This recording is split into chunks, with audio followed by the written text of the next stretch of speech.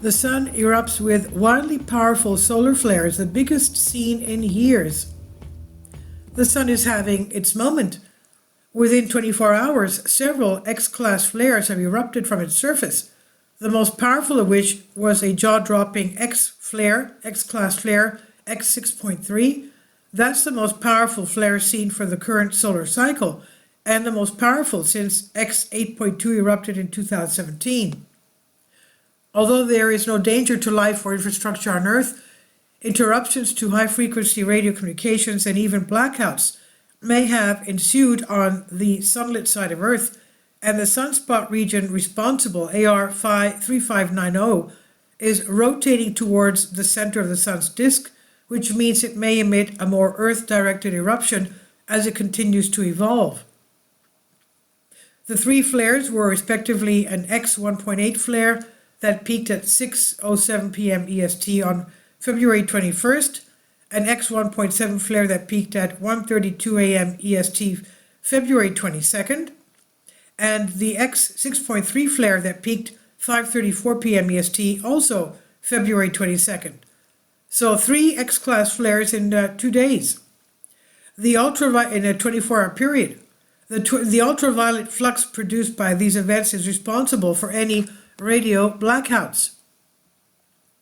Any of the more worrisome effects on Earth are usually produced by a coronal mass ejection, or CME.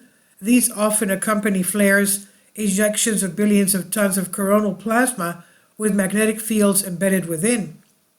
Neither of the first 2 flares were accompanied by a CME. At the time of writing, there was no word on whether the third, the largest flare, was similarly bereft. X-class flares are the most powerful flares on the scale. At their worst, they can trigger wide-scale communications blackouts and cause damage to satellites, but both the NOAA and the UK Met Office report that the most recent flare activity poses no threat to our Earth. This sort of behavior is not unexpected for the sun. Our star goes through periodic cycles of activity every 11 or so years. Its magnetic field reverses polarity, that is, its north and south magnetic poles switch places. Leading up to the switch, the sun gets more and more active. There are more sunspots, more flares, and more CMEs. The polarity reversal happens as activity reaches a peak known as solar maximum before the sun starts to quiet down again.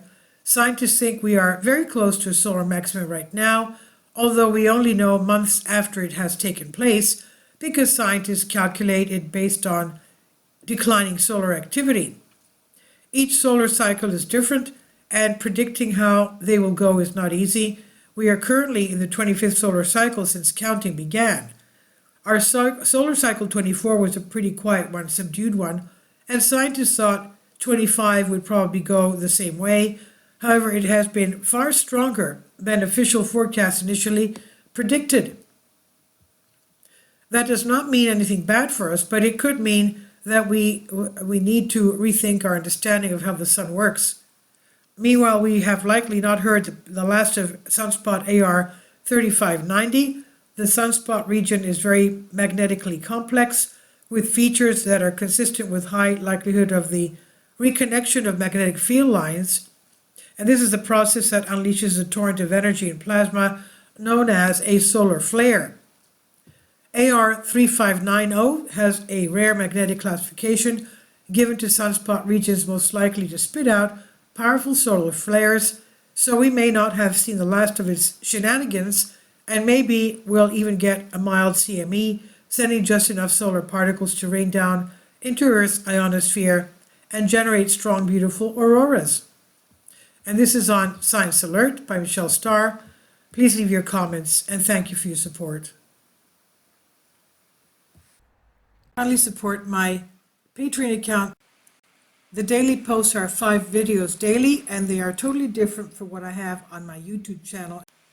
Thank you so much for your support and that you find all my content so interesting. You'll find the Patreon account details in the description box below.